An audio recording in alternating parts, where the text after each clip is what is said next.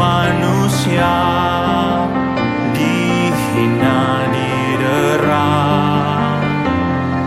mati tapi bangkit di hari mulia. Dialah yang kami beritakan, tak tertandingi, mulia Kau Tuhan. Dialah yang kami beritakan, semua mari agungkan namanya.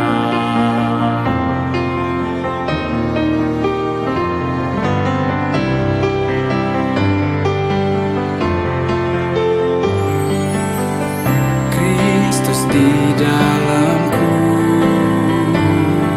ialah harapanku, harapan mulia.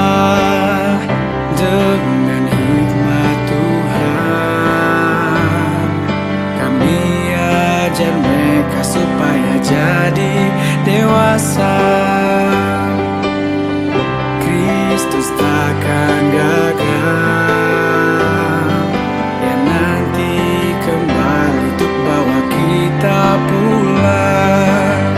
Sekarang kita kerja sesuai kuasa-Nya, beritakan Kristus.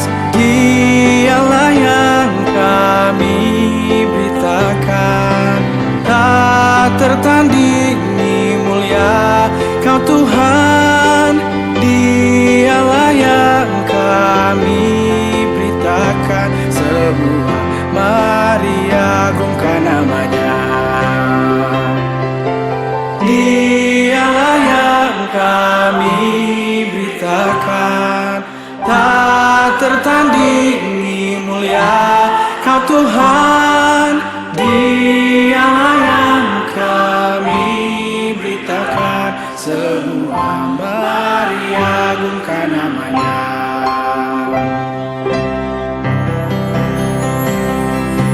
Dialah yang kami beritakan, tak tertandingi, mulia Kau Tuhan. Dialah yang kami beritakan, semua mari agungkan namanya. Semua mari agungkan namanya.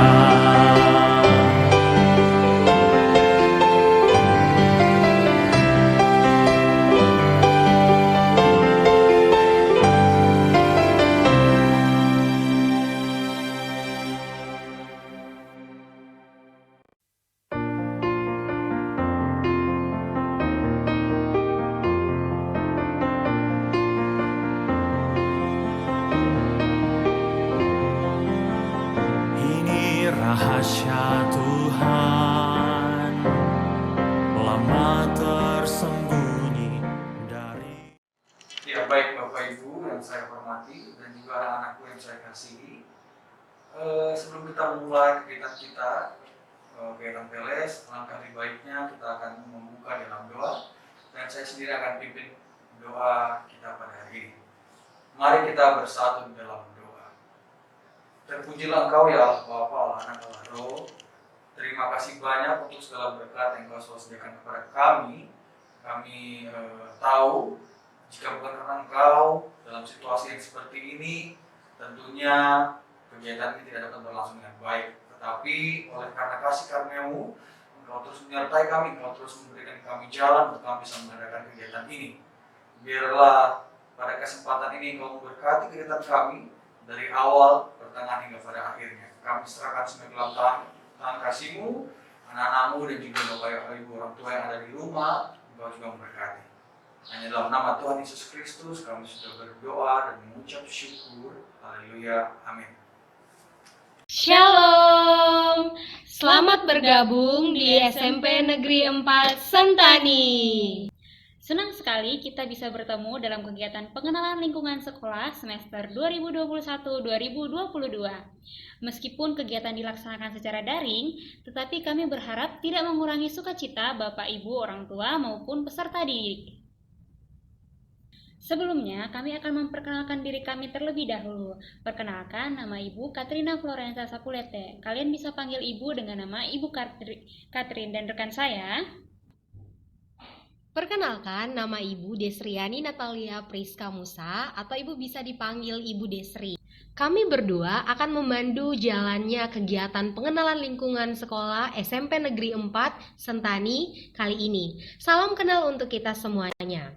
Adapun rangkaian kegiatan yang akan kita lalui bersama-sama yaitu yang pertama, doa yang telah kita lalui bersama yang telah dibawakan juga oleh Pak Kartens. Selanjutnya akan ada pemutaran video penyerahan peserta didik kepada sekolah. Kemudian kita juga akan mendengarkan visi, misi, dan juga tema sekolah yang akan dibawakan oleh Kepala Sekolah SMP Negeri 4 Sentani, Pak Gerald. Yang dilanjutkan dengan penjelasan pembelajaran oleh Ibu Nova. Kemudian penjelasan dari bagian kesiswaan Pak Hajime. Yang dilanjutkan lagi dengan penjelasan sarana prasarana serta peraturan sekolah oleh Pak Andreas. Kemudian sesi konseling dari Ibu Febe. Yang dilanjutkan dengan sesi perpustakaan oleh Ibu Lenda. Dan sesi penjelasan tentang OSIS dari Ibu Ripka. Kemudian akan ada pemutaran video perkenalan guru-guru sekolah. Dan juga ucapan terima kasih dan penutup, dan akan ditutup doa penutup oleh Ibu Bintang.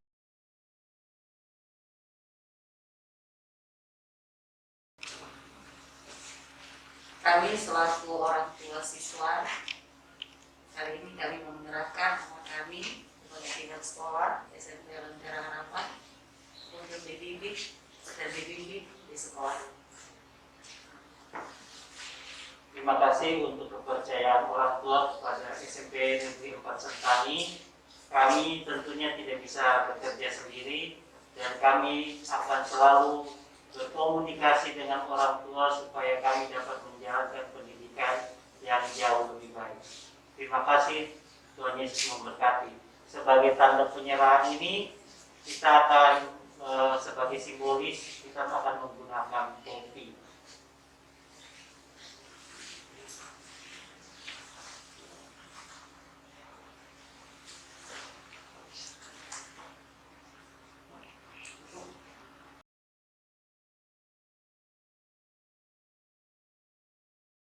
Selamat pagi, selamat datang untuk siswa kelas 7 di SMP Negeri 4 Sentani atau yang biasa disebut SMP Lentera Harapan. Saya berharap saat kalian bergabung di dalam sekolah ini, kalian menghargai apa yang menjadi kepercayaan orang tua kalian. Kepercayaan orang tua kalian harus kalian hargai dengan belajar dengan baik. Belajar dengan baik dan mengikuti seluruh program sekolah. Setiap program-program sekolah adalah untuk mendukung tercapainya visi dan misi sekolah Lentera Harapan Kampung Harapan. Sekolah ini memiliki visi. Visi itu adalah mimpi atau pandangan ke depan bahwa kalian suatu saat akan memiliki pengetahuan sejati, iman di dalam Kristus, dan karakter ilahi. Pertama, pengetahuan sejati. Pengetahuan sejati adalah pengetahuan yang berasal dari Allah yang sejati. Nah, Allah yang sejati itu siapa? Allah yang sejati itu adalah Allah yang biasa kita dengar dengan nama Allah Bapa, Allah Anak, dan Allah Roh Kudus, atau yang biasa kita kenal dengan nama Allah Tritunggal. Kalau kita lihat, Allah Tritunggal itu mewahyukan yang namanya kitab suci yang biasanya kita kenal dengan Alkitab.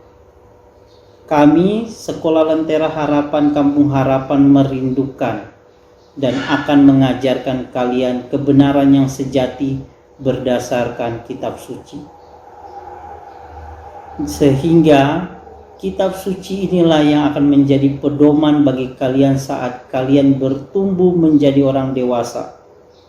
menjadi anak-anak yang benar-benar hidup di dalam Tuhan.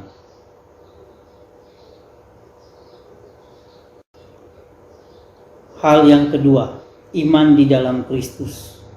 Iman di dalam Kristus bukan hasil usaha manusia, bukan hasil usaha guru-guru, bukan hasil usaha daripada murid-murid atau orang tua atau siapapun.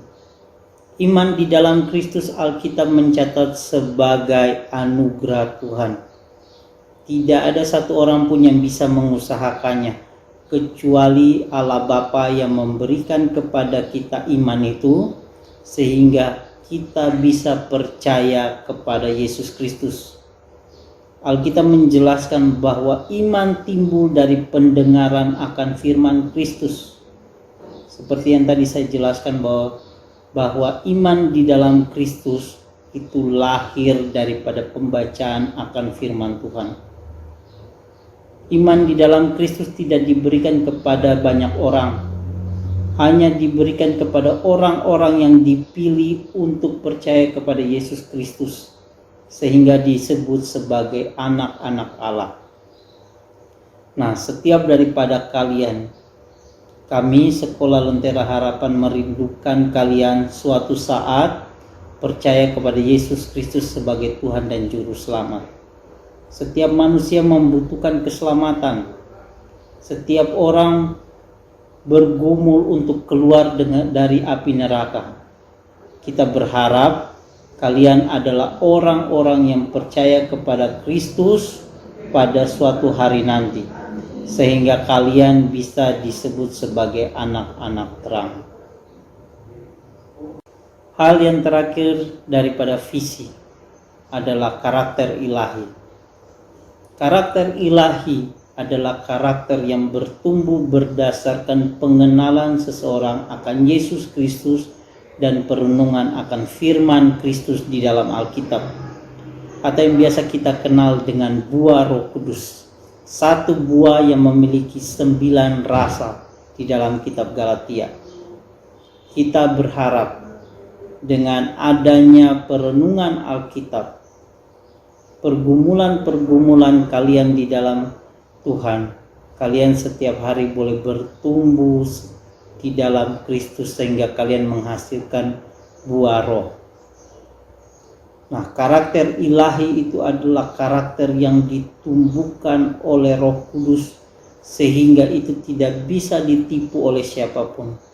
Hal itulah yang membedakan kalian dengan setiap anak-anak yang tidak menerima Kristus sebagai Tuhan dan Juru Selamat.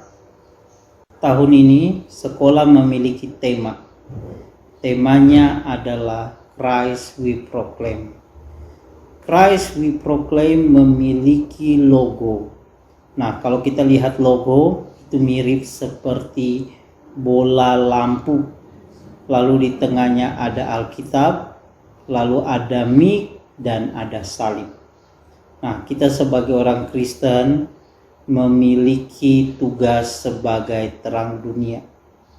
Orang-orang yang memancarkan pribadi Kristus, orang-orang yang menyatakan Kristus dengan mulutnya berdasarkan pengenalan kita akan. Demikian penjelasan hari ini mengenai visi, misi, dan tema sekolah. Saya berharap saat kalian berada di dalam sekolah ini, kalian bertumbuh menjadi anak-anak yang dewasa di dalam Tuhan. Terima kasih, Tuhan Yesus memberkati.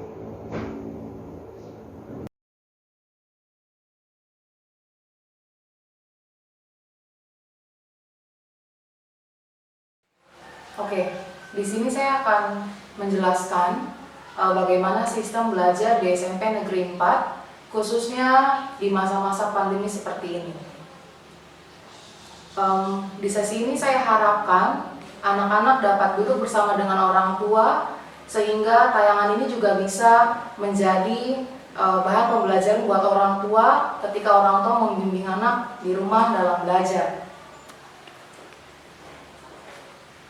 Yang pertama, sistem belajar untuk siswa di SMP Negeri 4 Sentani. Bukan hanya untuk kelas 7, tetapi ini juga berlaku untuk kelas 8 dan juga kelas 9. Oke, yang pertama, sebelum keadaan pandemi COVID-19, siswa itu normalnya mereka belajar di sekolah dari jam 7 pagi sampai jam 3 sore. Ya, kalau dikatakan di sini berarti 8 jam kalau kita jumlahkan. Dalam 8 jam ini sudah termasuk dengan istirahat siswa, ya, ketika mereka makan siang maupun ketika mereka istirahat pertama. Jadi total mereka untuk belajar di sekolah itu adalah 8 jam. Lalu pada saat COVID, sistem belajar di sekolah untuk tatap muka itu dibatasi, ya. Perlu diperhatikan oleh orang tua di sini, siswa memiliki hak untuk belajar itu tetap 8 jam dalam satu hari. Ya, mereka tetap belajar 8 jam, hanya saja tempatnya berbeda. Ya, di sini dikatakan siswa tetap belajar 8 jam, namun tempatnya berbeda. Berbedanya seperti apa? Di sekolah, mereka hanya bisa belajar tatap muka selama 2 jam. Berarti mereka masih punya hak untuk belajar selama 6 jam, tetapi di rumah. Ini saya sangat memohon bantuan dan kerjasama dari orang tua ketika waktu-waktu tersebut adalah waktu untuk anak bapak ibu untuk belajar. Saya harapkan kerjasamanya sehingga bapak ibu tidak mengambil hak mereka, seperti contohnya, aduh ibu guru, saya punya anak ini harus jagain adiknya, harus bantu saya jaga kios, atau harus antar saya ke pasar, atau harus antar kakaknya kerja, dan seterusnya. Bapak Ibu tanpa disadari hal-hal seperti tersebut itu, ketika Bapak Ibu melakukannya, berarti Bapak Ibu sudah mengambil hak mereka untuk belajar.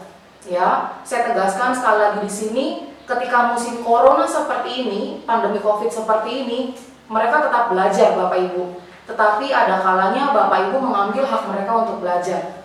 Ya, mereka tetap belajar 8 jam, itu sudah termasuk dengan waktu mereka untuk makan siang, tetapi tempatnya saja yang berbeda. 2 jam di sekolah dan sisanya mereka akan belajar secara mandiri di rumah. Lalu setelah itu, siswa dapat belajar dalam seminggu, kita dikasih jatah oleh pemerintah itu selama 4 hari. Ya, belajar di sekolah selama 4 hari, di mana 2 hari mereka akan belajar mata pelajaran, ya, dan 2 harinya mereka akan belajar pengayaan atau matrikulasi, dan juga 2 hari tersebut akan digunakan untuk remedial, mengulang mata pelajaran yang jika siswa mendapat nilai rendah atau tidak tuntas KKM, mereka dapat remedial di hari tersebut. Ya, jadi dalam seminggu siswa akan belajar 4 hari, di mana 2 hari mereka akan belajar mata pelajaran, dan 2 harinya mereka akan melaksanakan pengayaan atau matrikulasi dan juga remedial. Perlu diketahui bahwa di jenjang SMP sendiri kami memiliki 11 mata pelajaran. Ya, di jenjang SMP sendiri siswa memiliki 11 mata pelajaran. Ya. Lalu setelah itu, setelah belajar di sekolah, siswa akan membawa pulang handout atau modul, ya, yang berisikan materi dan tugas-tugas secara mandiri untuk dilanjutkan di rumah. Jadi setelah mereka selesai belajar di sekolah, mereka akan bawa pulang materi pengajaran dan juga tugas-tugas mandiri untuk mereka lanjutkan belajarnya di rumah. Ingat Bapak Ibu ya, mereka tetap belajar, hanya pindah tempat saja. Ya, belajarnya ada yang di sekolah 2 jam dan juga sisanya mereka belajar di rumah dengan panduan modul atau handout yang mereka bawa pulang. Oke, saya akan menjelaskan juga skema atau alur pembelajaran supaya kita semua dapat memahami lebih rinci lagi. Ya, pertama, siswa datang ke sekolah, tatap muka dengan guru, dengan teman-temannya, ya, selama 2 jam tadi. Setelah mereka selesai 2 jam di sekolah, mereka akan pulang dan membawa handout atau modul. Setelah mereka pulang dan membawa handout atau modul untuk dilanjutkan di rumah pembelajarannya, mereka akan lanjut belajar di rumah. Dan saya harapkan sekali ini dengan pengawasan orang tua, dengan pembimbingan orang tua. atau orang yang lebih dewasa untuk membimbing mereka belajar di rumah. Setelah itu, ada waktu-waktu tertentu atau hari-hari tertentu di mana siswa akan datang ke sekolah mengumpulkan modul. Dan ketika mengumpulkan tugas-tugas ini, waktunya tidak sampai 2 jam Bapak Ibu. Mereka hanya datang dan mengumpulkan lalu pulang lagi. Ya, jadi untuk siswa belajar di sekolah selama 4 hari, tetapi ada hari tertentu di mana mereka akan mengumpulkan tugas lalu mereka pulang lagi. Di sini saya ulangi lagi, 2 jam di sekolah dan 6 jam di rumah. Jadi Bapak Ibu mohon kerjasamanya, jangan mengambil hak siswa untuk belajar. Ya, karena mereka punya hak untuk belajar sehari itu seharusnya 8 jam kalau tadi kita lihat bersama-sama ya. Oke Bapak Ibu, selanjutnya untuk siswa kelas 7. Ya, untuk siswa kelas 7, bagi kemarin kalian yang sudah mendaftar, lalu kalian juga telah mengikuti tes, kalian sudah ada juga yang beberapa sampai pengukuran seragam. Ini adalah nama-nama kalian yang sudah dibagi per kelas. Harap diperhatikan ya. Jadi kami ada 4 kelas, 7A sampai 7D, tapi di mana masing-masing kelas tersebut dibagi 2. Ya, sehingga 7A tersebut punya kelas 7A1 dan juga 7A2. Ini kami pakai, kenapa kami pisahkan 7A1 dengan 7A2? Karena jumlah di kelas 7A itu kurang lebih ada 30 siswa. Sedangkan ketika kita tatap muka hanya diperbolehkan maksimal 15 siswa di satu kelas. Jadi kami membagi 2 kelas 7A tersebut sampai dengan 7D. Silakan Bapak Ibu dan anak-anak sekalian memperhatikan nama kalian ada di 7 yang mana ya. Ini pertama ada 7A1. Jumlah siswanya ada 12 orang. Silakan kalian perhatikan ada tidak nama kalian di sini ya. Berikutnya ada 7A2. Ini juga ada 12 orang. Ya, dilihat lagi namanya. Ada tidak kalian namanya di sini? Selanjutnya ada 7B. 7B1 terdiri dari 12 orang juga ya. 7B2 sama 12 orang juga. Nah, kalian ini kan melihat dari video YouTube ya. Jadi kalau misalnya Ibu Guru, saya punya nama tuh di mana ya tadi saya lupa. Silakan kalian bisa mengulangi video ini dan diperhatikan baik-baik namanya ada di mana. Setelah itu ada 7C1. Ini juga ada 12 orang. 7C2 ada 13 orang. Jadi jumlah 7C ada 25 keseluruhan ya, karena dibagi 2. Makanya yang satu ada 12 orang, lalu C2 ada 13 orang. Yang terakhir ini ada 7D. 7D yang pertama itu ada 12 orang, 7D1. Lalu 7D2 itu juga ada 12 orang. Ya, silakan kalian perhatikan nama kalian ada di kelas yang mana, kelas 7 yang bagian mana. Jika sudah diperhatikan, ini ada pengumuman juga untuk orang tua. Ya. Pengumuman yang pertama, ya, jika Bapak Ibu sudah mendaftarkan anaknya di SMP Negeri 4, tetapi ketika Bapak Ibu lihat nama anak-anak tersebut belum tertera atau belum ada di nama yang sudah ditampilkan tadi, silakan Bapak Ibu datang ke sekolah untuk melakukan konfirmasi. Karena masih ada beberapa orang tua yang belum melengkapi persyaratan dan juga belum melakukan konfirmasi anaknya jadi atau tidak sekolah di SMP Negeri 4. Jadi jika Bapak Ibu yang merasa sudah mendaftar tetapi nama anaknya belum ada, belum dicantumkan, silakan Bapak Ibu datang ke sekolah untuk melakukan konfirmasi. Itu yang pertama. Lalu pengumuman yang kedua, ya, pengumuman yang lainnya itu akan disampaikan oleh wali kelas. Jika ada pengumuman tambahan untuk anak-anak Bapak Ibu, ya, itu akan disampaikan oleh wali kelas, baik itu melalui SMS maupun pesan atau chatting dari WhatsApp. Jadi, jika Bapak Ibu belum memberikan nomor handphone yang terbaru kepada pihak sekolah, karena kan kemarin ketika Bapak Ibu daftar, ya, ketika mendaftarkan anaknya, Bapak Ibu sudah memberikan nomor yang bisa dihubungi. Tetapi jika Bapak Ibu nomor handphonenya itu sudah ganti, ya, sudah ada nomor handphone yang baru, silakan Bapak Ibu konfirmasi ke sekolah dengan cara isi nomor Bapak Ibu tersebut di kolom komentar di video YouTube ini. Ya, silakan isi di kolom komentar disertai dengan nama lengkap siswa dan juga kelasnya. Jadi isi di kolom komentar disertai nama lengkap siswa, bukan nama lengkap Bapak Ibu ya, tetapi nama lengkap siswa dan juga kelasnya. Di sini saya kasih contoh satu ya, misalnya, oh saya orang tua dari Alexander Ongge, kelas 7C1. Maka ketika Bapak Ibu isi kolom komentar, silakan Bapak Ibu ketik seperti yang sudah ada di contoh ini. Orang tua Alexander Ongge, strip 7C1, dalam kurung nomor handphonenya berapa. Ya, ini adalah pengumuman untuk orang tua, silakan diperhatikan. Lalu yang terakhir, Bapak Ibu, jika kita sadari bersama, Bapak Ibu tidak bisa menuntut satu pihak saja untuk melaksanakan pendidikan yang baik bagi anak. Ya, karena pendidikan itu merupakan tanggung jawab bersama, bukan hanya pihak sekolah, bukan karena Bapak Ibu merasa saya sudah bayar uang sekolah, saya sudah mendaftarkan anak saya untuk sekolah di sana, jadi itu semua tanggung jawab sekolah. Oh, tidak seperti itu Bapak Ibu.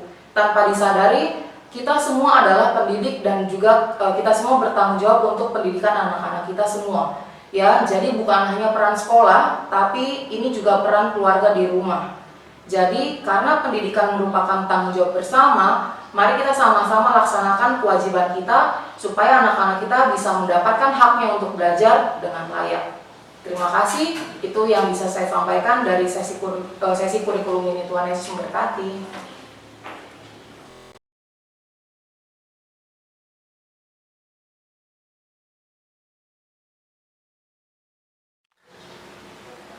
Selamat pagi semuanya, selamat datang di SMP Negeri 4 Sentani. Perkenalkan, Bapak Haji Antonio. Bapak akan melayani kalian di bagian kesiswaan. Nah, di kesempatan kali ini Bapak sangat senang sekali dan juga Bapak diberi kesempatan untuk memperkenalkan, tidak secara rinci mungkin, namun kiranya dapat kalian pahami mengenai peraturan dan prosedur di sekolah kita. Nah, dimana yang pertama, apa itu peraturan?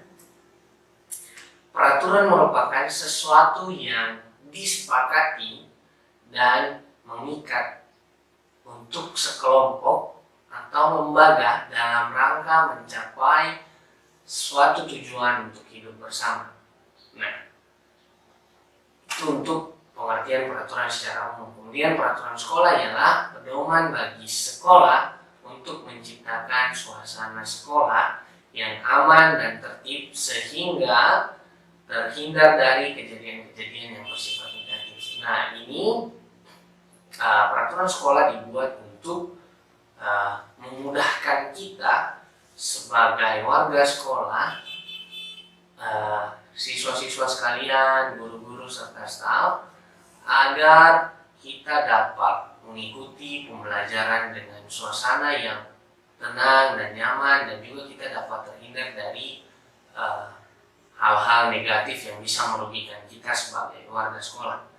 Nah, kemudian kita lanjut, kenapa perlu ada aturan? Nah, ini sering kali kalian sebagai remaja menanyakan kenapa kita perlu diatur. Jawabannya ini sangat sederhana, dimana supaya semua pihak tidak dirugikan dan menghargai kepentingan orang banyak. Jadi ketika kita mematuhi peraturan, ketika peraturan diadakan itu bertujuan untuk agar semua pihak tidak ada yang mendapat kerugian, melainkan semua saling menghargai dan juga kita bisa mencapai kepentingan orang banyak. Nah, sekarang coba bayangkan, ketika tidak ada aturan lampu merah, entah bagaimana kita melewati simpang 4 dengan aman. Nah, kita tahu ya, lampu lalu lintas ini sangat krusial di kota-kota besar. Terkhususnya juga kita di sini, kita bisa melihat di Sentani, kemudian di perempatan-perempatan mungkin, simpang 4, di mana mungkin yang biasanya kita lihat hanya lampu kuning. Nah, mungkin ada juga di beberapa tempat yang sangat ramai, itu membutuhkan peran dari lampu lalu lintas yang mengatur kita. agar supaya kita dapat mencapai kepentingan bersama, semua selamat, semua nyaman, dan semua aman di dalam menggunakan jalan ketika melewati simpang 4 tersebut. Nah, kemudian kenapa kita sering melanggar peraturan?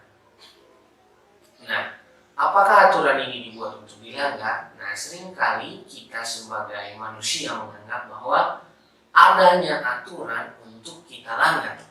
Nah, bukan demikian ya anak-anak, melainkan aturan yang dibuat itu untuk mencapai suatu kepentingan bersama yang telah kita sepakati. Nah, itu tujuannya baik. Ketika kita melanggar peraturan, bisa saja hal-hal negatif atau suasana yang kita buat akibat kita melanggar peraturan itu menjadi tidak baik. Nah, setiap kita, orang yang percaya, memiliki natur dosa, setiap manusia. Nah, dosa sama dengan tidak tepat sasaran. Nah, dosa juga ini yang memicu kita untuk melakukan pelanggaran-pelanggaran terhadap aturan yang telah dibuat. Namun, pendamaian Kristus melalui pengorbanannya di atas kayu salib telah memperdamaikan kita dengan Allah, sehingga kita bisa mengetahui, sehingga kita bisa memiliki pemikiran mana yang baik dan mana yang benar. Tergantung kita sebagai manusia mempertanggungjawabkan tugas kita di dalam dunia ini. Nah, kemudian adapun aturan dari SMP 4 Sentani ini ialah bersikap sopan, menghormati semua warga di lingkungan sekolah, guru, staf, karyawan, sesama peserta didik, orang yang datang ke sekolah itu wajib kita hormati.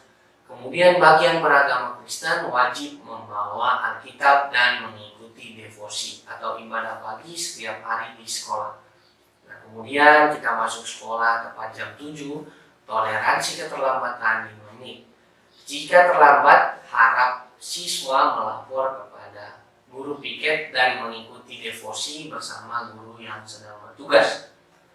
Kemudian ketika meminta izin kepada wali kelas dan guru piket jika hendak meninggalkan jam pelajaran atau sekolah agar bisa lebih terstruktur seperti itu. Nah, jika siswa tidak bisa hadir ke sekolah, mungkin dikarenakan sakit atau ada keperluan di luar, bisa memberitahukan guru atau wali kelas melalui surat tertulis atau telepon langsung ke sekolah.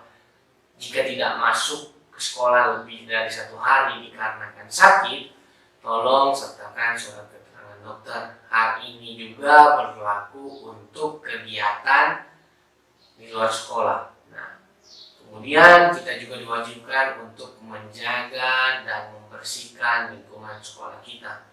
Buang sampah, bersihkan kelas, dan juga menjaga kebersihan laboratorium. Itu tanggung jawab kita bersama ya. Nah, kemudian menjaga dan merawat fasilitas pembelajaran. Mengikuti kegiatan chapel setiap hari Selasa untuk yang beragama Kristen. Mengikuti semua kegiatan yang dilaksanakan di sekolah. Di sekolah juga dilarang merokok ataupun membawa rokok. Kemudian dilarang memungut sirip pinang dan membawa sirip pinang atau kapur ke sekolah. Ya, jadi ini larangan yang keras mungkin untuk pinang karena ini merupakan adat istiadat di tempat ini ya. Kalau di sekolah tolong ditahan dulu seperti itu. Dilarang membawa benda yang tidak berhubungan dengan pembelajaran tanpa izin dari sekolah. Kemudian dilarang menggunakan sepeda motor pribadi ke sekolah ataupun kendaraan pribadi yang kalian bawa sendiri ke sekolah kecuali di antara seperti itu. Kemudian dilarang membawa atau mengedarkan dan juga mengkonsumsi narkoba atau lem aibonnya dan minuman keras di lingkungan sekolah. Dilarang mengintimidasi dan berkelahi perorangan ataupun kelompok kepada warga sekolah. Dilarang mencoret-coret atau merusak fasilitas sekolah. Nah, kemudian kita lanjut di ketentuan berseragam, di mana hari Senin kalian bisa menggunakan seragam OSIS SMP. Kemudian Rabu sampai Kamis kalian menggunakan seragam Lentera. Kemudian Jumat kalian menggunakan seragam Pramuka SMP. Nah, di sini perlu diingat bahwa baju olahraga digunakan pada saat jam pelajaran olahraga. Nah, semua peserta didik wajib menggunakan kaos dalam, kalau bisa kaos dalam berwarna putih, dan juga sepatu berwarna hitam, kemudian ikat pinggang berwarna hitam. Siswi menggunakan rok dengan panjang di bawah lutut. Nah, kemudian ini ada ketentuan berpenampilan bagi laki-laki, rambut pendek tidak tebal, bagi perempuan rambut berwarna hitam. Kemudian rambut disisir, kemudian rambut berwarna hitam juga bagi laki-laki, kemudian tidak mengindik telinga atau hidung bagi laki-laki dan tidak bertato. Kemudian untuk perempuan tidak menggunakan aksesoris, kemudian tidak mengindik hidung, dan juga tidak bertato, dan juga tidak menggunakan make up, ya, karena kita datang di sekolah untuk menuntut ilmu. Nah, kemudian tidak menggunakan perhiasan asli ataupun imitasi seperti kalung, cincin, gelang, dan anting-anting gantung. Nah, kemudian ini ada beberapa sanksi, di mana ketika kalian melakukan beberapa pelanggaran peraturan akan ditegur secara lisan dan juga melalui surat pemberitahuan. Jika sampai 3 kali, berarti Anda juga akan diberikan waktu 1 hari untuk diam di rumah untuk merefleksikan tindakan kalian yang telah kalian lakukan di sekolah. Nah, jika kalian masih melakukan, maka dengan terpaksa kami dari pihak sekolah akan mengembalikan siswa ke orang tua masing-masing, seperti itu. Nah, kemudian kita lanjut di apa itu prosedur. Nah, jadi prosedur dalam kelas itu adalah suatu tata cara kerja atau kegiatan untuk menyelesaikan pekerjaan dengan urutan waktu dan memiliki pola kerja yang tetap yang telah ditentukan di dalam kelas. Nah, jadi demikianlah pengenalan singkat dari Bapak, sekiranya dapat memberkati kita semua. Terima kasih.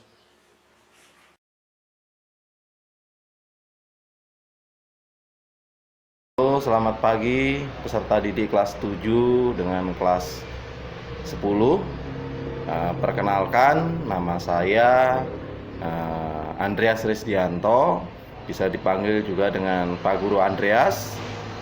Di sini saya akan mengajar kelas 9 dan bagian sarana prasarana begitu. Di masa pandemi COVID-19 ini gitu, saya akan sedikit memaparkan tentang beberapa prosedur ketika akan datang ke sekolah. Pertama adalah peserta didik yang datang ke sekolah wajib menggunakan masker sebelum memasuki lingkungan sekolah. Kemudian yang kedua, peserta didik wajib mencuci tangan menggunakan sabun yang sudah disediakan dari sekolah. Ketiga, peserta didik wajib mengukur suhu tubuh.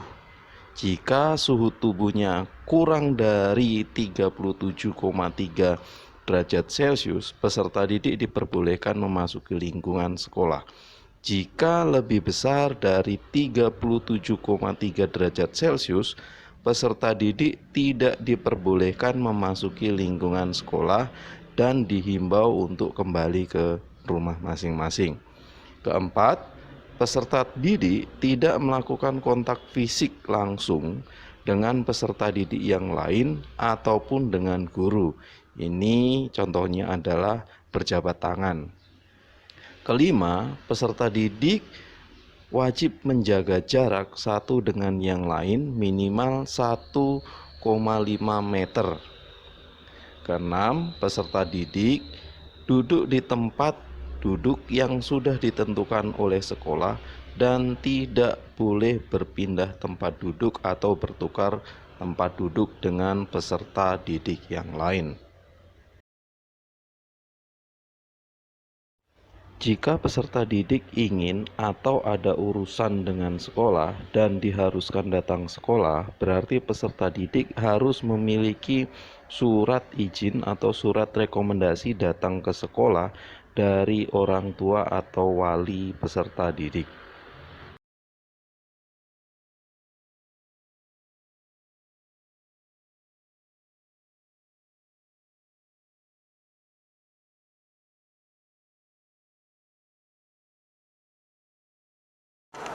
Halo semuanya, perkenalkan nama Ibu Fedela Siwi, biasa dipanggil Ibu Febe. Kali ini Ibu bertugas sebagai guru bimbingan konseling. Jadi Ibu akan menjelaskan ada beberapa tugas dari guru bimbingan konseling terbagi ke dalam 3 aspek. Aspek yang pertama adalah aspek akademis. Nah, dalam bidang ini Ibu akan menolong siswa-siswi yang mengalami kendala dalam pembelajaran. Salah satu contohnya dalam gaya belajar. Ibu akan menolong siswa-siswi untuk mengenal gaya belajar mereka. Gaya belajar sendiri terbagi ke dalam 4 bagian. Yang pertama, gaya belajar audio yang cenderung lebih cepat memahami materi jika dalam bentuk penjelasan. Organ tubuh yang digunakan adalah telinga. Aspek yang kedua adalah visual. Bagian yang kedua adalah visual. Visual, beberapa siswa yang memiliki gaya belajar visual akan cenderung cepat memahami materi jika mereka melihat gambar ataupun penggunaan warna yang mencolok. Jadi ketika guru menjelaskan kepada siswa, alangkah baiknya itu dalam bentuk gambar, bangun ruang, dan lain sebagainya. Dengan demikian, siswa yang memiliki gaya belajar visual akan cepat memahami. Gaya belajar yang ketiga yaitu gaya belajar kinestetik. Nah, siswa-siswa dengan gaya belajar kinestetik ini cenderung lebih cepat memahami materi jika dalam bentuk praktek langsung ataupun dalam bentuk gerak. Kemudian yang keempat adalah gabungan dari audio dan visual. Siswa akan cepat memahami pembelajaran jika berdasarkan menggunakan telinga dan juga mata. Nah, dalam hal ini pun ada beberapa siswa yang mungkin saja mengalami kendala dalam gaya belajar mereka. Nah, tugas Ibu sebagai guru BK adalah menolong siswa-siswi untuk mengenali masalah tersebut dan bisa menanganinya. Tugas yang kedua dalam bidang akademis yaitu membantu siswa agar tetap konsisten dalam mengikuti kelas online dan juga mengerjakan tugas. Karena penting sekali bagi siswa-siswi untuk mengikuti kelas, karena ini untuk perkembangan bidang akademis anak-anak sekalian. Di aspek kedua yaitu aspek pribadi dan sosial. Nah, pada aspek ini Ibu sebagai guru BK bertugas untuk memberikan saran dan pendampingan bagi anak-anak dalam mengikuti kegiatan sekolah. Salah satu contoh kegiatan sekolah yaitu kegiatan OSIS. Nah, tugas yang kedua yaitu menolong siswa dalam hal perkembangan karakter. Contohnya, ketika siswa sulit dalam mengatasi emosi. Emosi dalam hal ini dibagi ke dalam 4 bagian. Yang pertama, cepat sedih. Yang kedua, cepat marah. Yang ketiga, siswa yang sulit mengontrol emosinya. Atau yang keempat, siswa yang cenderung memberikan tindakan yang bisa menyakiti orang lain baik secara verbal maupun dalam tindakan. Nah, Ibu akan bertugas untuk menolong anak-anak mengenali akar masalah dan juga mencari penanganan sehingga anak-anak bisa bertumbuh dalam karakter secara optimal. Tugas yang kedua yaitu tugas secara sosial. Secara sosial ini berkaitan dengan bagaimana pola interaksi atau sosialisasi anak-anak dengan lingkungan sekitar. Lingkungan sekitar yang dimaksud bisa guru, teman, maupun orang tua. Nah, tugas guru dalam hal ini yaitu menolong siswa jika mengalami kendala selama bersosialisasi. Contoh kendalanya, siswa yang cenderung menarik diri dari lingkungan sosial atau rendah dalam perkembangan sosial. Ataupun siswa yang mungkin sudah terlanjur mengikuti pergaulan yang kurang baik dan juga cenderung melanggar peraturan. Nah, sebagai guru BK, saya bertugas untuk menolong siswa-siswi sekalian mengenali akar permasalahannya dan juga menangani seperti pada poin perkembangan pribadi. Dan berikutnya permasalahan yang tentu saja berkaitan dengan konteks saat ini yaitu bagaimana berinteraksi dalam media sosial. Tidak mungkin bagi anak-anak maupun bagi peserta didik dan orang tua untuk melarang penggunaan teknologi, karena pada zaman saat ini teknologi sudah sangat dibutuhkan terutama dalam bentuk pembelajaran. Oleh karena itu sangat penting sekali menolong siswa untuk bagaimana menjadi pribadi yang bijak dalam menggunakan media sosial. Ya, untuk aspek yang ketiga yaitu aspek karir. Nah, dalam bidang ini, Ibu sebagai guru BK akan menolong anak-anak sekalian terutama dalam hal penjurusan. Misalnya, ketika anak-anak mau merencanakan cita-cita, nah ibu bertugas untuk memberikan pendampingan dan juga arahan, sehingga anak-anak dapat mempersiapkannya dari sekarang. Dan juga termasuk dalam melanjutkan ke jenjang selanjutnya, yaitu SMA ataupun SMK. Dari ketiga aspek yang sudah ibu jelaskan, jika anak-anak memiliki kerinduan untuk menanyakan saran atau menciptakan masalah maupun menyatakan isi hati, yaitu curhat kepada ibu, sangat diperbolehkan untuk mendatangi ibu. Nah, informasi yang anak-anak berikan dijamin kerahasiaannya. Tetapi jika untuk kebutuhan sekolah seperti kebutuhan administrasi, maka ibu akan memberikan kepada pihak sekolah. Dan juga jika memungkinkan, ibu akan memberitahukan kepada orang tua, namun dengan diskusi kepada siswa terlebih dahulu. Nah, satu yang perlu anak-anak ingat bahwa setiap siswa yang diarahkan kepada guru BK tidak menjadikan siswa tersebut dilabel sebagai anak yang bermasalah maupun anak nakal. Karena apa? Setiap orang tuh memiliki kekurangan.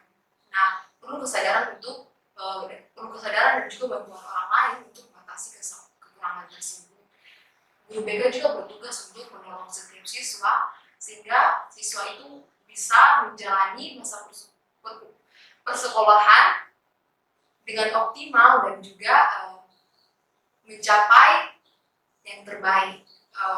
Jadi dari ketiga aspek yang sudah ibu jelaskan, tidak menutup kemungkinan jika anak-anak memiliki kerinduan untuk meminta saran, menceritakan masalah, menyatakan isi hati atau curhat kepada ibu sangat terbuka dan siap melayani anak-anak sekalian. Informasi yang anak-anak berikan dijamin kerahasiaannya. Ibu akan memberitahukan kepada sekolah jika perlu untuk bagian administrasi.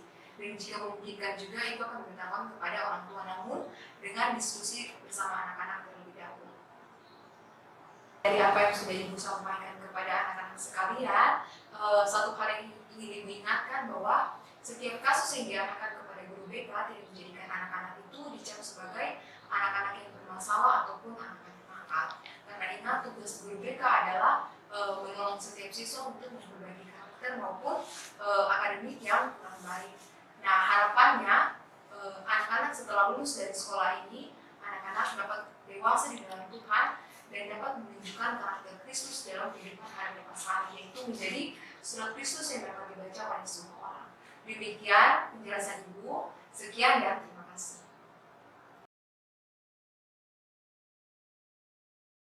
Oke, shalom. Perkenalkan, nama Ibu Lenda Victoria Fajar. Ibu akan membawakan sesi tentang perpustakaan, khususnya perpustakaan sekolah kita, perpustakaan SMP Negeri 4 Sentani. Selamat datang di perpustakaan SMP Negeri 4 Sentani. Ibu akan memperkenalkan struktur organisasi dari perpustakaan sekolah kita, yaitu yang pertama ada penanggung jawab dari perpustakaan sekolah kita. Penanggung jawabnya adalah Bapak Kepala Sekolah kita sendiri, yaitu Bapak Gerald Sere. Lalu ada di bawah penanggung jawab Kepala Sekolah, yaitu perpustakaan, ada Kepala Perpustakaan, yaitu Ibu sendiri. Juga ada rekan kerja Ibu di perpustakaan yang bertugas sebagai layanan perpustakaan, yaitu Ibu Rika Anggina. Lalu jam buka perpustakaan kita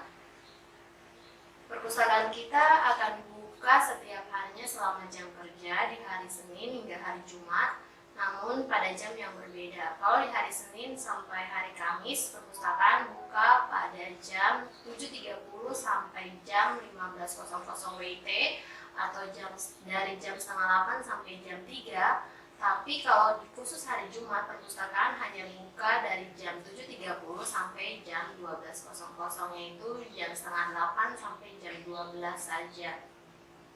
Apakah kalian tahu tentang perpustakaan SMP Negeri 4 Sentani? Memangnya ada apa sih di perpustakaan SMP Negeri 4 Sentani? Nah, ternyata di perpustakaan SMP Negeri 4 Sentani itu kalian bisa menikmati koleksi secara gratis. Koleksinya tuh koleksi apa sih, guru?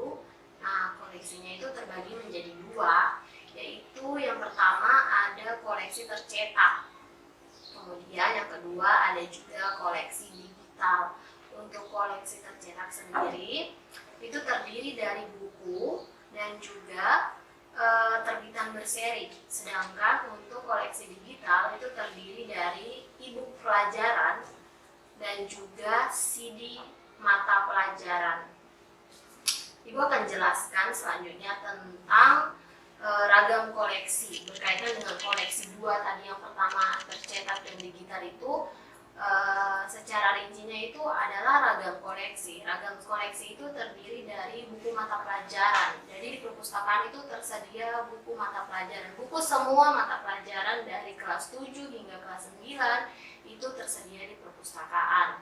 Kemudian ada juga buku bacaan seperti novel, kemudian komik, kemudian cerpen yang tersedia juga dalam bahasa Indonesia dan yang ada juga dalam bahasa Inggris. Kalau kalian memang punya niat ingin mempelajari tentang novel bahasa Inggris, itu juga tersedia di perpustakaan. Kemudian terdapat juga buku-buku referensi. Buku referensi tersebut ada buku, khususnya buku referensi pembelajaran ya. Itu ada ensiklopedia, lalu ada juga koleksi buku dari Balai Bahasa Papua. Jadi untuk anak-anak yang berminat untuk ingin tahu tentang budaya Papua khususnya, kalian bisa datang ke perpustakaan, meminjam dan membaca buku-buku tentang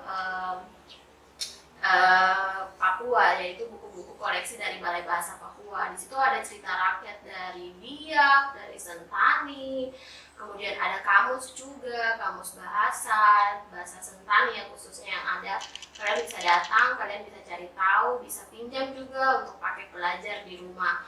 Kemudian ada juga majalah edisi lengkap per bulan dari National Geography. Jadi khusus sekolah kita selalu langganan tiap bulan majalah edisi lengkap dari National Geography.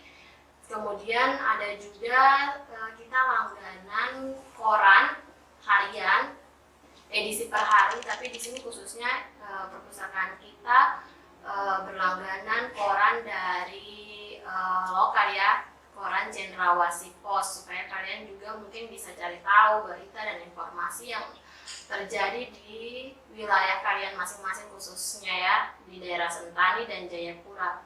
Kemudian terdapat juga hasil karya siswa dan guru di perpustakaan, itu berupa makalah atau clipping atau hasil karya kesenian, ada lukisan atau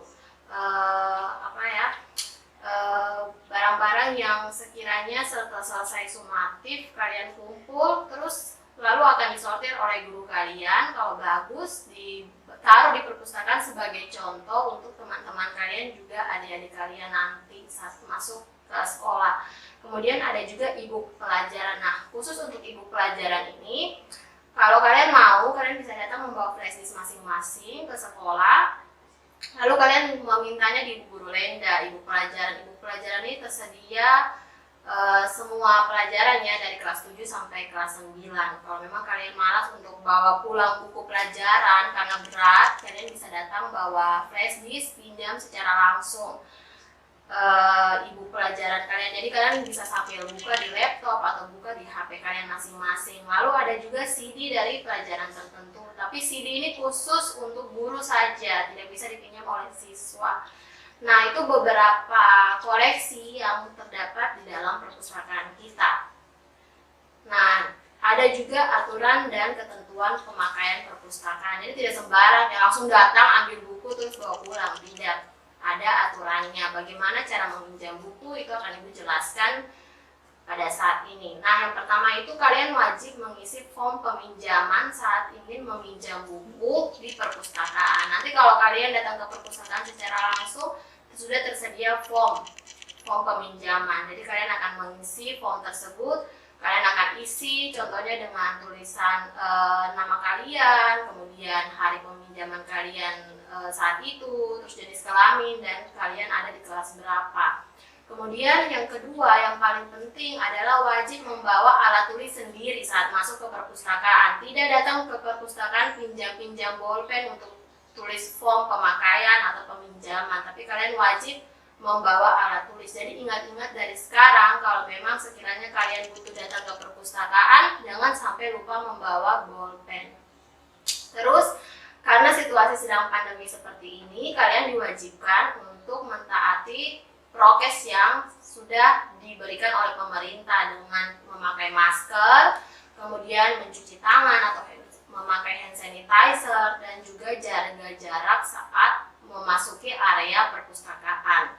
Juga kalian sebagai siswa tidak diperkenankan untuk print atau fotokopi di dalam perpustakaan. Walau perpustakaan menyediakan komputer, print, untuk bisa print dan fotokopi, tapi kalian tidak diizinkan untuk fotokopi atau print di perpustakaan. Terus siswa juga tidak diperkenankan untuk mengambil kertas HVS di perpustakaan dan alat tulis lainnya. Jadi kalau kalian masuk ke perpustakaan itu biasanya lengkap ya, ada selain komputer, ada buku, ada juga kertas HVS dan alat tulis lainnya. Biasanya kalau anak-anak yang malas mau cepat-cepat mau kerja tugas di kelas datang ke perpustakaan, ibu guru saya mau pinjam HVS kah, ibu guru saya mau pinjam bolpen kah, mau bikin ini. Nah, kalian tidak diizinkan ya pinjam di perpustakaan. Kalau kalian mau pinjam bisa, tapi atas rekomendasi dari guru mata pelajaran yang bersangkutan, atau kalian mungkin bisa langsung datang saja ke TU. Kemudian ada juga aturan yang terakhir yang paling penting adalah kalian tidak diperkenankan untuk membawa HP atau memainkan HP di dalam area perpustakaan. Jadi kalau kalian masuk ke perpustakaan, kalian tidak boleh membawa HP karena sudah pasti jika terjadi sesuatu bukan ibu yang bertanggung jawab ya. Dan kalau kalian datang ke perpustakaan kan tujuannya kalian mencari informasi. Dan sudah disediakan ada di buku-buku, kalian bisa cari sendiri, atau misalnya kalau kalian mau cari lewat internet, perpustakaan punya komputer, dan atas rekomendasi dari guru pelajaran kita bisa cari sama-sama di internet informasi tersebut, tapi tidak diperkenankan untuk membawa HP ke dalam area perpustakaan. Juga sekarang Ibu akan menjelaskan tentang sanksi. Dari aturan-aturan yang sudah tadi sebelumnya Ibu jelaskan, kalau kalian misalnya tidak mentaatinya, sudah pasti kalian akan mendapatkan sanksi dari aturan tersebut. Yang pertama, ini yang paling penting hanya ada 2 poin yang Ibu akan jelaskan di sini. Yang pertama adalah setiap keterlambatan peminjaman buku akan dikenakan denda per hari 1.000 nana. Jadi kalau kalian sudah terdaftar sebagai siswa SMP Negeri 4 Sentani, sudah pasti kalian bisa menikmati pelayanan perpustakaan secara gratis seperti yang tadi sudah Ibu dijelaskan sebelumnya. Layanan perpustakaan yang bisa kalian nikmati itu seperti meminjam buku secara gratis, dan kalian diizinkan meminjam buku pelajaran itu hanya satu buku mata pelajaran kalian bisa bawa pulang ke rumah dengan jangka waktu 1 minggu, sedangkan buku non mata pelajaran seperti buku novel, buku cerpen, buku komik, kalian diizinkan meminjam 4 buku selama 1 minggu, dan di situ kalian diberikan tanggung jawab untuk menjaga buku tersebut.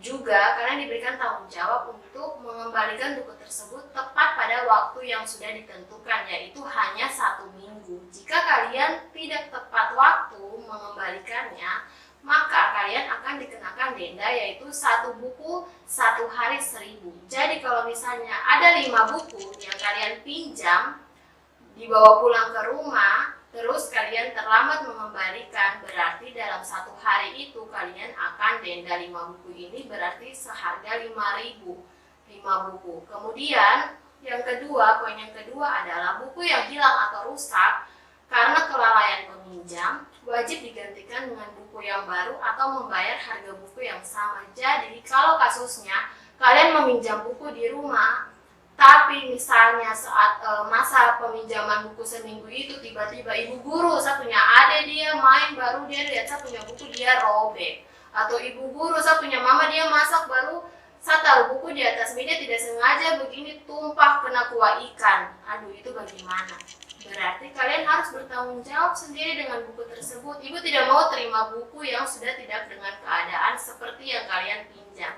Cara satu-satunya adalah kalian harus menggantikan buku tersebut. Menggantinya dengan 2 dua opsi, yaitu kalian cari buku itu, kalian beli dengan buku baru, atau kalian hanya membayar sejumlah harga buku tersebut. Misalnya, kalau ada yang bilang, ibu guru saya sudah cari buku ini keliling-keliling di toko buku di Jayapura tapi tidak ada buku ini, bagaimana? Oh iya, kalau begitu tidak apa-apa, nanti kita lihat sama-sama harganya di internet. Misalnya kalau harganya satu buku itu 50.000, maka hanya uang 50.000 itu saja yang kalian kasih ke ibu guru. Nanti ibu guru yang akan cari buku itu, pesan mungkin melalui online atau lain-lain. Yang penting kalian tetap mengganti sejumlah harga buku tersebut.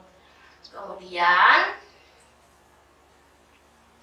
kita sudah ada di penghujung sesi perpustakaan. Ibu akan menutup sesi ini dengan kutipan motivasi dari Duta Baca Indonesia, yaitu Ibu Najwa Shihab. Dia berkata seperti ini ya, cuma perlu satu buku untuk jatuh cinta pada membaca, cari buku itu dan mari jatuh cinta.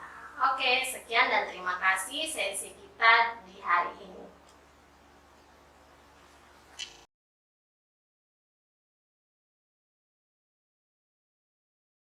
Halo semuanya, perkenalkan nama saya Ibu Ripka. Di sini saya akan menjelaskan tentang suatu organisasi yang ada di dalam sekolah SMP Negeri 4 ini. Nah, nama organisasi tersebut adalah OSIS. Nah, OSIS ini apa? Yuk kita kenal lagi yuk OSIS itu apa ya. Nah, oke, sekarang saya akan menjelaskannya. OSIS itu adalah organisasi, ini kepanjangannya ya, organisasi siswa intrasekolah, di mana dalam strukturnya itu pengurus dipilih langsung oleh siswa dalam lingkup sekolah SMP Negeri 4 ini. Lalu tujuannya itu untuk mencapai suatu raihan dan keterampilan tertentu serta memupuk nilai organisasi dan musyawarah di dalam sebuah kelompok. Nah, kalau kalian waktu dari SD itu belum ada OSIS, di SMP itu sudah ada OSIS ya. Jadi organisasi ini didirikan untuk membantu para guru, juga untuk menumbuhkan rasa percaya diri kalian dalam memimpin suatu organisasi, gitu ya. Selanjutnya, nah pengertian organisasi ini atau tujuan organisasi OSIS ini pun sejalan dengan profil SMP Lentera Harapan. Itu terdapat pada poin 4 dan poin 6, di mana poin 4 itu bunyinya adalah mengembangkan relasi yang penuh hormat terhadap setiap orang yang merupakan gambar dan rupa Allah, dan cakap meresponi setiap pendapat, kebutuhan, dan permasalahan, serta pertimbangan hikmat, berbelas kasihan, dan penuh cinta kasih. Selanjutnya ada juga profil lulusan SLH yang ke-6, di mana siswa itu diharapkan menunjukkan sikap kepemimpinan dengan hati seorang hamba yang terus berusaha mengejar keadilan dengan penuh kemurahan di tengah ketidakadilan dalam masyarakat dan memperjuangkan shalom dimanapun mereka berada sebagai warga kerajaan Allah. Nah, kalau kita lihat pada lambang OSIS ini sangat menarik ya, di mana ada bendera merah putih, ada seperti bintang, bunga, ada tangan terbuka, ada buku. Kira-kira apa ya pengertian dari setiap elemen-elemen tersebut? Yuk kita nanti Ibu akan jelaskan, kalian perhatikan baik-baik ya. Nah, di sini ada pengertian yang pertama. Di sini ada warna kuning yang sangat mendominasi pada logo OSIS tersebut ya, di mana warna kuning ini diartikan sebagai warna kehormatan yang agung dan diharapkan melalui organisasi OSIS ini dianggap mampu untuk memberikan sumbangan nyata kepada tanah air melalui pembinaan pada siswa SMP. Ya, begitu ya. Lalu coba kita lihat pengertian logo selanjutnya. Nah, ini ada warna coklat. Warna coklat ini dianalogikan sebagai tanah Indonesia ya, yang diartikan sebagai pijakan, makanya ditaruh paling bawah karena diartikan sebagai pijakan, kepribadian, dan budaya nasional bangsa. Seperti itu. Lalu selanjutnya kita lihat lagi, di sini ada bunga. Bunga bintang sudut 5 dan 5 kelopak daun bunga. Nah, ini dianalogikan ya, atau simbolnya ini adalah generasi muda dan kemurnian jiwa yang berintikan Pancasila. Makanya kelopak bunganya ada 5, karena yang kita tahu Pancasila itu ada 5 silanya ya. Ya, makanya kelopaknya ada 5 seperti itu. Lalu selanjutnya ada lambang buku terbuka. Lambang buku terbuka ini identik dengan belajar keras, menuntut ilmu sebagai perwujudan pembangunan bangsa. Nah, diharapkan seluruh anggota OSIS bisa tetap menuntut ilmu walaupun mengikuti organisasi ini, tetap bisa menuntut ilmu dan bisa belajar dengan keras untuk mewujudkan bangsa Indonesia yang baik. Gitu. Selanjutnya ada kunci pas ya. Kunci pas ini terlihat kecil ya, namun ada artinya yang sangat besar, di mana kunci pas ini dilambangkan sebagai kemauan bekerja keras dan rasa percaya diri pada kemampuan diri sendiri. Karena nanti setiap siswa akan memimpin, ada satu ketua ya pasti. Nah, diharapkan itu setiap siswa yang masuk ke dalam OSIS itu bisa percaya diri dalam memimpin atau dalam menggemukakan pendapatnya ya. Lalu dalam OSIS ini juga kami berharap kalian bisa menunjukkan kemampuan diri kalian dalam misalnya menyelesaikan masalah atau dalam berorganisasi apapun itu. Ya, selanjutnya ada tangan terbuka. Nah, tangan terbuka ini menunjukkan atau dianalogikan sebagai kesediaan menolong orang lain. Nah, berarti di dalam OSIS ini walaupun nanti ada bidang-bidang yang akan dibentuk, tetap kita harus saling tolong-menolong satu dengan yang lainnya. Tidak ada yang lebih tinggi ataupun yang lebih rendah. Semuanya sama, jadi diharapkan bisa saling tolong-menolong. Seperti itu. Selanjutnya ada biduk. Nah, biduk ini kata lainnya itu bisa disebut juga sebagai perahu. Perahu yang menangkap ikan-ikan itu ya. Kalau kalian tahu itu biasanya di Danau Sentani itu ada ya. Seperti perahu begitu untuk menangkap ikan. Nah, ini diartikan sebagai apa? Sebagai masa depan yang lebih baik. Begitu. Jadi diharapkan dalam OSIS ini kita bisa sama-sama mewujudkan masa depan yang lebih baik melalui organisasi ataupun melalui event-event atau acara-acara yang nanti kita akan lakukan. Seperti itu. Selanjutnya ada pelangi. Nah, kalau kita tahu pelangi itu kan warnanya banyak ya. Tapi di sini logo OSIS ini memberikan pelangi sendiri, membuat pelangi sendiri di mana warnanya hanya merah putih. Ini melambangkan bendera Indonesia, di mana melambangkan tujuan nasional berupa cita-cita menuju masyarakat yang adil dan makmur. Seperti itu. Selanjutnya ini biasanya kita lihat lambang ini ada pada burung Garuda ya, di bawahnya burung Garuda. Di sampingnya ya, lambang Pancasila. Nah, di mana ada 17 butir padi, 8 lipatan pita, dan 4 buah kapas, serta 5 daun kapas. Ini menunjukkan apa? Menunjukkan momen kemerdekaan Indonesia ya, yakni ada pada tanggal 17 Agustus 1945. Oke. Nah, demikian pengertian dari lambang-lambang OSIS ya, yang ada pada logo OSIS itu ya.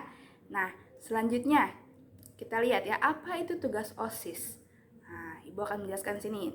OSIS itu bertugas untuk mengendalikan aktivitas siswa agar mencapai tujuan yang positif. Nanti kita sama-sama OSIS ini membantu para siswa lainnya juga untuk mencapai tujuan atau aktivitas yang positif ya.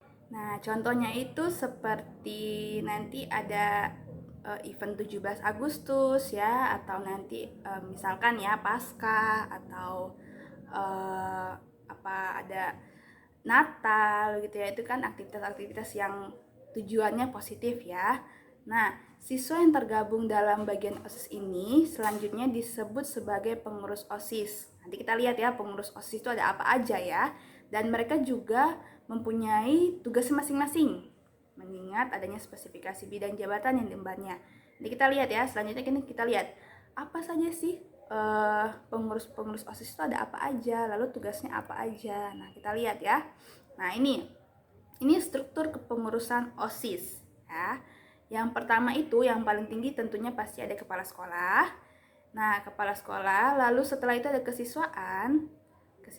Nah, selanjutnya ada pembina OSIS. Pembina OSIS ini siapa? Nanti ada 2 orang guru. Yang pertama itu saya, pembina OSIS, Ibu Ripka. Lalu beserta nanti ada Pak Melson ya. Beliau juga adalah pembina OSIS. Nanti kita akan pilih nih. Selanjutnya kita pilih ketua OSIS. Nanti Ibu Ripka dan Pak Melson akan membuka lowongan untuk kalian bisa ikut sebagai mendaftar ya sebagai ketua OSIS atau wakil ketua OSIS gitu. Setelah ketua OSIS dan wakil ketua OSIS itu dibentuk, nanti kita akan cari siapa yang akan menjadi sekretarisnya. Lalu setelah itu bendaharanya. Kita tahu bendahara pasti ngurusin uang ya. Sekretaris itu akan membantu ketua OSIS dan wakil ketua OSIS. Lalu ada 3 bidang yang akan kita bentuk ya. Yang pertama itu bidang keagamaan, bidang sosial, lalu bidang olahraga. Nanti Ibu akan jelaskan di selanjutnya ya, apa aja tugas-tugas 3 bidang ini ya. Lalu yang terakhir ada anggota OSIS. Nah, anggota OSIS ini siapa? Anggota OSIS itu seluruh siswa yang ada di SMPN 4 Sentani. Mereka adalah anggota OSISnya ya. Nah, selanjutnya Ibu akan jelaskan nih 3 bidang yang tadi. Pasti kalian bingung, ini bidang ini gunanya apa ya? Ya, jadi ini. Yang pertama itu bidang keagamaan. Bidang keagamaan ini nanti tugasnya itu mengatur jalannya devosi kelas. Ya, jadi di sekolah ini ada devosi kelas ya setiap pagi. Lalu nanti kita akan buat ibadah OSIS sebulan sekali. Nanti anggota-anggota bidang keagamaan akan mengatur jalannya ibadah ini ya, begitu. Lalu yang kedua ada bidang sosial. Nah, bidang sosial ini tugasnya itu melakukan penggalangan dana atau mencari dana ya untuk kegiatan OSIS yang akan kita lakukan nanti, seperti itu. Nah, selanjutnya ada bidang olahraga. Bidang olahraga ini pasti semua suka olahraga ini. Nah, tugasnya itu untuk apa? Untuk mengatur jadwal kegiatan olahraga.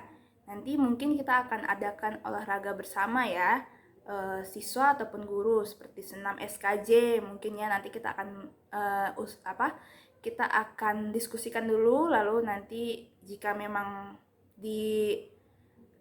kita bisa melakukan hal tersebut, kita akan lakukan itu ya. Nah, nanti yang akan mengurusnya itu siswa-siswa yang ada dalam bidang olahraga ini, seperti itu ya. Nah ini ada contoh-contoh kegiatan yang ada di dalam yang akan dibantu kepengurusannya oleh OSIS ya. Yang pertama itu ada pramuka. Itu Ibu sudah kasih gambarnya, contohnya. Lalu ada, nah ini tadi Ibu bilang ada 17 Agustus. Ya, nanti misalkan nanti OSIS itu membantu menjalankan lomba-lombanya bagaimana gitu kan. Gimana alur perlombaannya, nanti kalian akan bantu. Mungkin kalian menjadi panitia juga bisa, seperti itu ya. Nah, ini jadi di dalam tahun ini, karena dulu itu sebenarnya OSIS itu bergabung dengan SMA ya, OSIS SMA, tapi pada tahun ini kita akan membuat OSIS kita sendiri, jadi SMP akan terpisah dari SMA OSISnya. Nah, ada 4 agenda yang akan kita lakukan dalam tahun ini ya. Ini mungkin akan dilakukan dalam minggu-minggu ini ya, atau seminggu ke depan. Yang pertama itu pemilihan ketua OSIS. Sudah pasti tadi Ibu sudah jelaskan ya, kita akan memilih ketua OSIS dan wakil ketua OSIS SMP Lentera Harapan. Lalu kita akan menyusun juga koordinator yang tadi ya. Ada seksi keagamaan, bidang sosial, serta olahraga. Kita akan menyusun koordinatornya, lalu kita juga akan cari anggota-anggotanya. Kira-kira siapa yang bisa masuk di bidang-bidang tersebut. Setelah itu kita akan melantik semua pengurus OSIS ini. Lalu kita akan bersama-sama menyusun serta melaksanakan kegiatan tiap divisi yang tadi Ibu sudah bilang. Seperti itu ya. Oke. Nah, ini ada sosial media yang bisa kalian ikuti ya. Jika kalian ingin mengetahui info lebih lanjut tentang kegiatan-kegiatan apa yang ada di sekolah SMP N4 ini, serta mungkin nanti Ibu akan upload ya pemilihan cara memilih atau cara bergabung dalam OSIS ini di IG sekolah atau di Facebook sekolah. Jadi kalian bisa follow atau kalian bisa berteman atau mengikuti akun sosial medianya seperti itu ya.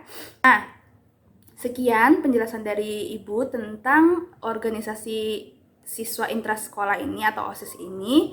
Ibu berharap kalian tidak perlu takut dan tidak perlu bimbang atau malu-malu untuk mengikuti organisasi ini, karena nanti di dalam OSIS itu ada Ibu bersama Pak Melson akan membina kalian. Jadi tidak perlu takut, nanti Ibu akan bantu kalian untuk menjalankan organisasi atau menjalankan misalnya apa nanti yang akan kalian masuki, misalnya apakah kalian akan menjadi ketua ataupun nanti akan menjadi sekretaris. Nanti Ibu akan bantu dalam menjalankan tugasnya. Ibu akan arahkan kalian begitu, bagaimana cara menjadi ketua yang baik, bagaimana caranya menjadi sekretaris yang baik. Nanti Ibu dan Pak Melson akan bantu ya. Jadi kalian tidak perlu takut, tidak perlu malu-malu juga, karena kita akan sama-sama belajar ya, begitu. Sampai jumpa kembali nanti pada pemilihan OSIS ya. Terima kasih.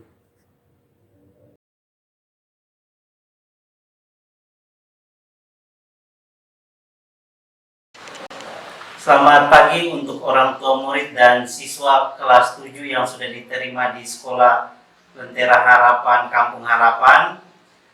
Saya adalah kepala sekolah di tempat ini. Nama saya Pak Geral Sere, biasa dipanggil Pak Geral, dan saya akan membantu siswa kelas 9 untuk belajar matematika. Terima kasih, Tuhan Yesus memberkati. Hai semuanya, perkenalkan nama Ibu Nova Kristina Rahalus. Kalian bisa panggil Ibu Nova. Ibu akan mengajar IPS di kelas 7. Sampai bertemu nanti, selamat belajar, Tuhan Yesus berkati. Shalom, perkenalkan nama saya Hajime Antonio, biasa dipanggil Pak Hajime. Saya melayani di bidang wakil kepala sekolah bagian kesiswaan. Saya juga mengajar PJOK untuk kelas 9 dan juga matematika untuk kelas 9. Terima kasih. Hai, perkenalkan nama saya Jenny Atilani Bulo, biasanya dipanggil Ibu Jenny. Tugas saya di sini sebagai bendahara sekolah. Terima kasih. Selamat pagi, peserta didik kelas 7. Perkenalkan, nama Pak Guru Andreas Risdianto, biasanya dipanggil Pak Guru Andreas. Di sini Pak Guru Andreas akan membantu dalam bidang sarana prasarana, jadi yang berhubungan dengan segala sesuatu sarana prasarana kalian bisa hubungi Pak Guru. Pak Guru juga akan membantu mengajar di kelas 10 di SMA Lentera Harapan bidang studi matematika. Jika kalian kelas 7 perlu bantuan atau perlu bertanya, silakan bertanya ke Pak Guru. Bidang matematika juga bisa. Demikian, terima kasih. Halo semua, perkenalkan nama Bapak Andrew Ang. Biasa Bapak dipanggil Andrew, sekarang bertugas di staf TU SMP. Terima kasih. Shalom anak-anak, perkenalkan nama Ibu Lenda Ingrid Victoria Parjer. Kalian bisa memanggil Ibu dengan nama Ibu Lenda. Ibu bertugas sebagai pustakawati di SMP dan SMA. Terima kasih. Halo semuanya, perkenalkan nama lengkap saya Feby Delasiwi, biasa dipanggil Febe. Kali ini saya ditugaskan sebagai guru bimbingan konseling untuk jenjang kelas 7 sampai kelas 9 SMP. Demikian, terima kasih. Halo, nama saya adalah Ibu Ripka. Saya adalah wali kelas 7A. Saya akan mengajar bahasa Inggris kelas 7 sampai dengan kelas 9. Halo semua, saya Freddy Pelamonia, panggil saja Bapak Edi. Saya mengajar di kelas 7 PJOK dan di kelas 9 saya mengajar prakarya. Saya dipercayakan juga menjadi wali kelas 7B. Ya, sekian. Kita belajar bersama ya. Halo semua, perkenalkan nama Ibu Farah Juliani Dai, biasa dipanggil Ibu Farah. Ibu mengajar matematika kelas 7 dan seni budaya kelas 9. Ibu juga adalah wali kelas 7C. Sampai bertemu. Halo semuanya, perkenalkan nama saya Ade Kurnia Putri, biasa dipanggil Ibu Ade, dan di sini saya sebagai wali kelas 7D dan mengajar prakarya kelas 7 dan 8 dan matematika kelas 8. Shalom anak semuanya, perkenalkan nama Bapak Erwin Damaiwarubu, bisa dipanggil Pak Erwin atau Pak Er juga. Di kelas 8 Bapak mengajar matematika dan Bapak mengajar juga PJOK di kelas 7 dan kelas 8. Sampai ketemu ya di pembelajaran di tahun ini. Tuhan memberkati kalian semua. Halo semuanya, perkenalkan nama saya Sari Silalahi, bisa dipanggil Ibu Sari. Saat ini saya sebagai wali kelas 8B dan mengajar Bahasa Indonesia kelas 8 dan Prakarya kelas 8 dan kelas 9. Selamat pagi anak-anak, perkenalkan nama Ibu Amelia Angelina. Kalian bisa panggil Ibu Amel. Saat ini Ibu menjadi wali kelas 8C dan mengajar Bahasa Indonesia di kelas 8 dan juga 9. Terima kasih. Perkenalkan, nama Ibu Berlian Nopalita Sigalinding, boleh dipanggil Ibu Berlian. Ibu mengajar di kelas 7, 8, 9, mata pelajaran bahasa Inggris dan menjadi wali kelas 8D. Terima kasih. Halo anak-anak semuanya, perkenalkan, nama Pak Guru Pak Melson Philip Marwani. Pak Guru biasa dipanggil dengan Pak Melson. Untuk tahun ajaran ini, Pak Guru akan mengajar IPS kelas 8 dan kelas 9, serta wali kelas 9A. Terima kasih. Halo, perkenalkan nama Ibu Desriani Natalia Priska Musa. Ibu bisa dipanggil Ibu Desri. Ibu sebagai wali kelas di kelas 9B dan Ibu juga mengajar di mata pelajaran PKN untuk kelas 9 dan juga mata pelajaran SBK untuk kelas 8 dan kelas 9. Terima kasih. Halo anak-anak, welcome to SMP Negeri 4 Sentani. Perkenalkan nama Ibu Sri Bintang Manurung, tapi kalian bisa panggil Ibu itu Ibu Bintang. Ibu akan mengajar, ada 4 mata pelajaran dan mungkin kita akan bertemu. Untuk kelas 7 Ibu akan mengajarkan matematika dan Ibu wali kelas 9C. Halo semuanya, perkenalkan nama Pak Guru Ventus. Biasa dipanggil Pak Ventus atau kalian juga bisa panggil Pak Guru Ventus begitu. Pak Guru akan mengajar seni budaya di kelas 7 dan matematika di kelas 9. Pak Guru juga akan jadi wali kelas kelas 9D. Perkenalkan, nama Ibu Albertina Yakub, biasa dipanggil Ibu Yakub. Ibu akan mengajar di kelas 7 A sampai D, pelajaran agama Kristen. Terima kasih. Hai semuanya, perkenalkan nama Ibu Anak Agung Putri Sri Saraswati. Kalian bisa memanggil Ibu dengan panggil Ibu Saras. Ibu mengajar matematika kelas 7 dan juga TIK kelas 7. Sampai berjumpa. Halo anak-anak semuanya, perkenalkan nama Pak Guru, Pak Karsten Akbar Kale. Kalian bisa panggil Pak Guru dan Pak Karsten. Untuk tahun ajaran ini, Pak Guru dikasih kesempatan buat mengajar matematika dan juga PJOK. Semoga ketika kita bertemu, kita bisa saling berbincang bersama. Selamat datang di keluarga SMP Negeri 4 Sentani. Halo semuanya, perkenalkan nama saya Katrina Florensa Sapulete. Kalian bisa panggil saya Ibu Katrin. Saat ini saya mengajar prakarya kelas 7 dan juga IPA kelas 8 dan kelas 9. Terima kasih.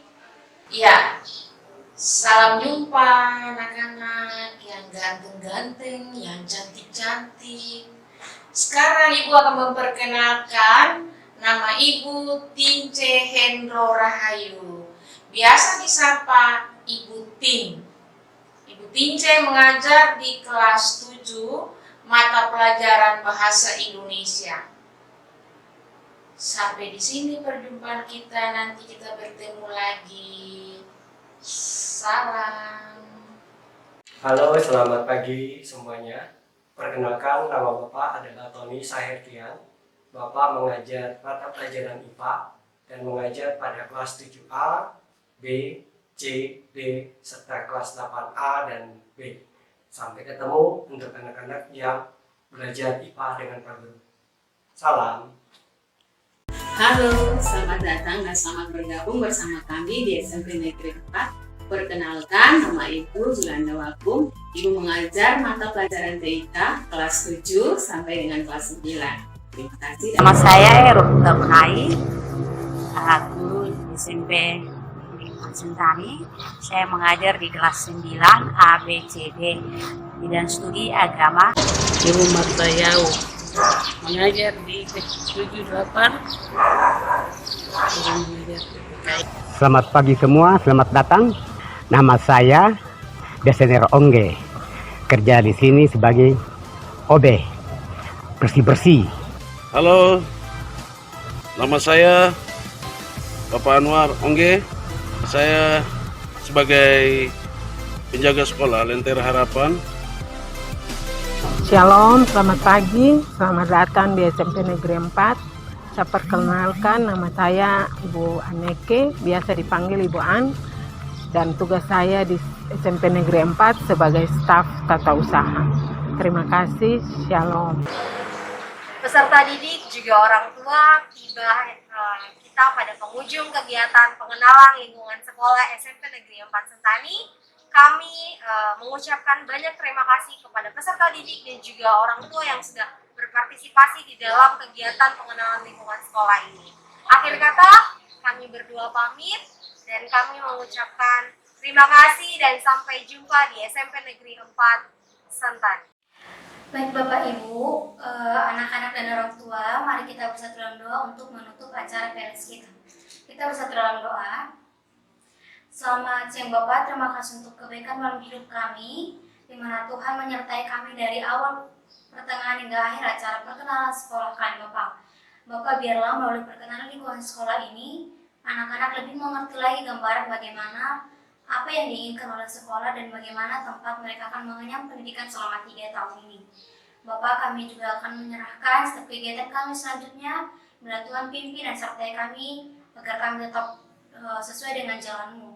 Ini doa kami dan nama-Mu kami berdoa dan bersyukur. Amin.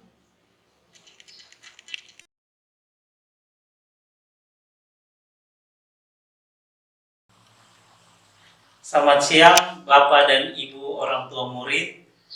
Pada tanggal 28 Juli 2021, kita akan mengadakan pertemuan antara orang tua dan wali kelas.